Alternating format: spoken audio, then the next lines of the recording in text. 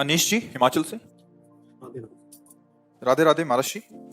महाराज जी, मैं शराब मांस मछली का सेवन करता हूँ, कई बार छोड़ने का प्रयास भी कर चुका हूँ पर छोड़ नहीं पा रहा। महाराज जी, बार बार ध्यान उसी तरफ जाता है, कृपया मार्गदर्शन करें। कैसी बात करते हो? प्रयास करे छूट ना पावे, ऐसा कैसे हो सकता है? शरीर ही छूट जाएगा एक दिन। फिर ये गंदी बातें क्यों नहीं छोड़ सकते? आप इतने कमजोर हो गए हो कि देख लो, आपको मन कितना तोड़ दिया कि आप कहते हो मैं छोड़ना चाहता हूँ, छोड़ नहीं सकता। ऐसी ये बात तो हमारी समझ में कम आती है कि आप छोड़ना चाहें और फिर वो छूटे ना। ऐसा कैसे हो सकता है? बाहर से सुन के आप छोड़ने की बात करें, अंदर से सुख बुद्धि आपकी उसमें है। अंदर से सुख बुद्धि, इसलिए आप नहीं छोड़ पा रहे हैं। क्या लाभ आपको शराब पीने से मिलेगा? हमें एक भी लाभ बता दीजिए आप शराब पीने में। शास्त्रीय निषेध तो है ही, पंच महापापों में ये रखा गया है शराब, लेकिन लाभ क्या है इसमें आप बताओ। एक तो आपका पैसा जाता है, अगर उसी पैसे की मिठाई और सामग्री लाते हो, घर में बच्चों को बांटते, तो कितना खुश होकर आपके गले लगते, मेरे पापा, मेरे भैया या मेरे जो। आपने उतने की शराब पी, आपके अंगों को भी नुकसान पहुंचता है। जो आपके अंग हैं उनको हानि पहुंचाती है। शराब से किसी के अंग पुष्ट होते हैं क्या? अंदर के सब कोई जानता है कि स्वास्थ्य के लिए बहुत हानिकारक वस्तु है। लाभ इसमें नहीं है। अब इसमें जो आपको आनंद अनुभव होता है, उसका कारण होता है बुद्धि की शिथिलता। जैसे आपने पी ना, तो आपकी जो बुद्धि बहुत चिंतन कर रही थी वो मंद हो गई, शिथिल हो गई, तो आपको लगा यार मौज आ गई। वो आप भजन से कीजिए, बिना किसी नशे के आप परमानंद में नहीं, अब समझ में नहीं आया। जैसे आप सोते हैं तो आपको नींद बहुत अच्छी लगती है, आप 5-6 घंटा सोने के बाद देखो कैसा अनुभव होगा।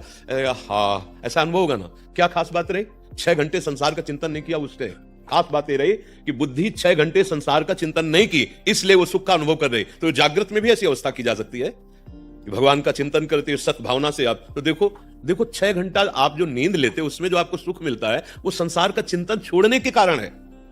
आप 6 घंटे संसार के चिंतन से रहित रहे तो आपको लगा हाँ, और इंद्रियां बलवान हो गई, चेतना नहीं जागृत हो गई। और अगर ये ऐसा जागृत में हो कि असत चिंतन संसार का हो ही ना, तभी तो चलते फिरते उठते बैठते महात्मा समाधि में कहा जाता है, क्योंकि भगवान के चिंतन में रहता है। भैया, जो शराब से तुम या किसी नशे से आप देखो, गंभीरता से देखना, वो तुम्हारी बुद्धि को शिथिल करता है, तुम्हारी चेतना शक्ति को शिथिल करता है। तो तुम्हें लगता है कि बहुत मस्त है। जहां तुम्हें हाथ रखना चाहिए रखने के सामर्थ्य नहीं, जहां पैर रखना चाहिए वहां रखने के सामर्थ्य नहीं, जो तुम्हें बोलना चाहिए बोलने के सामर्थ्य नहीं, तुम्हारी सामर्थ्य को वो दबा दिया। तो तुम उसको क्या मानते हो कि वो बड़ा मौज आ गई, बड़ी मस्ती आ गई। नहीं, आप लोगों ने तो देखा होगा, हमने यहाँ देखा अपने वृंदावन में, जब रात्रि में आ रहे थे तो एक छोटी सी नाली थी और एक भैया जी यही पान किए हुए थे, तो अब वो नाली को ऐसे देख रहे जैसे समुद्र पार कर रहा। बार बार पैर ऐसे उठाते, फिर ऐसे करते, आखिरकार वो छोटी सी नाली में उसी में गिर गए। अब बताओ क्या ये सुख है सर आपका? जहां हम पैर रखना चाहते हैं वहां रखने की सामर्थ्य नहीं, जो हम बोलना चाहते हैं बोलने की सामर्थ्य नहीं, वो हमारी चेतना शक्ति को दबा रहे। कोई भी नशा होता है वो हमारी चेतना शक्ति को बढ़ाता नहीं है, वो दबाता है। आप किसी भी नशेबाज को देखिए, आप वो चेतना शक्ति को लुप्त, तो आप ऐसा नाश क्यों कर रहे हैं? अच्छा, जैसे मांस की बात है, लोगों का ये कहना होता है कि भाई मांस से हमारे को बल मिलता है। नहीं भाई, तुम्हारे को मांस से बल नहीं मिलता है।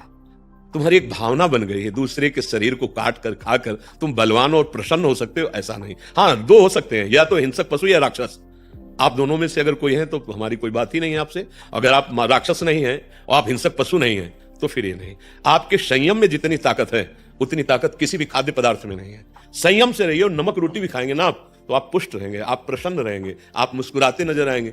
अभी बेचारे दीनहीन पशु पक्षी, हिमालय मुर्गा है, ये सब अभी तो राक्षसी भाव है। हमारी समझ में आप अपने लिए बहुत हानि का कार्य कर रहे हैं। अच्छा, अब जैसे व्यभिचार है, तो आपने जो पाणी ग्रहण किया वो तो धर्मयुक्त है, तो शरीर तो वही है ना भाई। रूप का चमड़ा अलग अलग हो सकता है, लेकिन बनावट शरीर की तो वही है ना। तो अगर विवेक से देखो, अगर तुमको वहां सुख नहीं मिल रहा तो तुम्हें पापाचरण करने में कहां सुख मिल जाएगा? क्योंकि शरीर तो वही है ना, अंग तो वही है ना। तो मन को अगर हम शांत रखकर अपनी पत्नी को अधिक से अधिक प्यार करें या अपने पति को अधिक से अधिक प्यार करें, तो गृहस्थी बड़ी सुख भरी हो जाए और धर्मयुक्त है, कोई उसमें पाप है नहीं, बड़ा मंगलमय जीवन। पर मनीराम को ना समझाने के कारण अब उसमें सुख तो है नहीं, जो हमारी चाह है, हमारी जो चाह है सुख की, वो वहां है नहीं। अब हम बदलने लगते हैं, इस शरीर से उस शरीर, इस शरीर से। तो ये जो पापाचरण चल रहा है, अब इसके बाद कहो कि हमारा मन भयभीत रहता है, हमें सुख नहीं मिलता है, हम डिप्रेशन में जा रहे हैं, हम जो चाहते हैं वो कर नहीं पाएंगे, तो कैसे कर पाओगे? तुम तो जो वो किए बैठे हो, जो तुम्हारा नाश करने के लिए तैयार है, तुम्हें दुख देने के लिए तैयार है।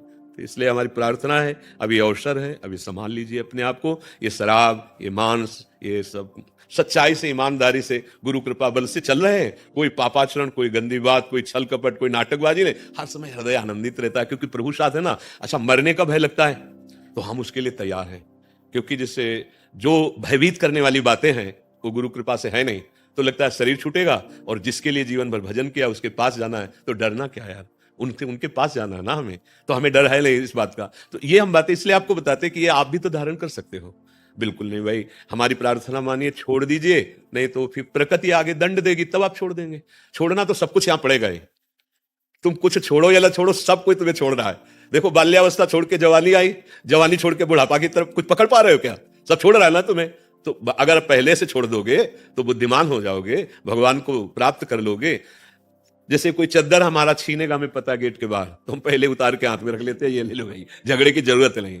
तो माया छीन लेगी। सुत बनितादि जान स्वार्थ रत, ना करु नेह सभीते, अंत ही तो ही तजेंगे पामर, तू न तजय बहीते, मन पचितई है और शर्वित। गोस्वामी तुलसीदास जी कह रहे हैं। तो पाप कर्म काहे कमा के जाओ, ये खेती है मनुष्य जन्म। आप नारायण बन सकते हो, आप भूत बन सकते हो, आप मनुष्य बन सकते हो, आप नाली की कीड़ा बन सकते हो। आचरण, आचरण, आचरण तुम्हारा अगर सही है तो सच्ची मानो, बिना कोई सुख सामग्री नहीं, पर हृदय आनंदित रहेगा। और आचरण सही नहीं तो जलोगे। बड़ा पुण्य किया महाराज नहुष ने, और बड़े यज्ञ किए तो देवराज इंद्र पदवी मिली। देवराज इंद्र पदवी कोई छोटी मोटी थोड़ी, त्रिभुवन का स्वामी है। अब नशा चढ़ा पद का भी नशा होता है ना। कोनर अस जन्मा जगमा ही प्रभुता पाई जाय मदना। अब उनको लगा हम त्रिभुवन पति, हमारी आज्ञा सब। तब उन्होंने कहा कि भाई देवराज इंद्र जो पूर्व थे, उनकी पत्नी सेवा में आवे। अब इतनी अप्सराएं हैं, इतनी सुविधा है, लेकिन पदाभिमान पापाचरण के लिए प्रेरित किया। अब वो भाग के गुरुदेव की शरण में गई, बृहस्पति जी की, कि भगवान अब आप ही हमारी रक्षा कर सकते हो, और आपने वचन दिया था कि तुम शरणागत हो, जब कभी कोई दुख पड़ेगा। तो अब भगवान इससे बड़ा दुख क्या कि अब ऐसा है, त्रिभुवनपति पद पे बैठा हुआ है और इसकी आज्ञा का पालन करना होगा। तो उन्होंने बहुत बुद्धिमानी से कहा, हाँ जाओ, कह दो कि हम तुम्हारी शर्त स्वीकार करते हैं, पर अभी तक जितनी सवारियों में हमारे महाराज इंद्र आते रहे, आप उनमें से एक भी सवारी में मत आए। आप कुछ ऐसा अलग आए सवारी में जिससे हम प्रसन्न होकर आपका स्वागत करें। तो वो पूछेगा तो कि क्या सवारी से?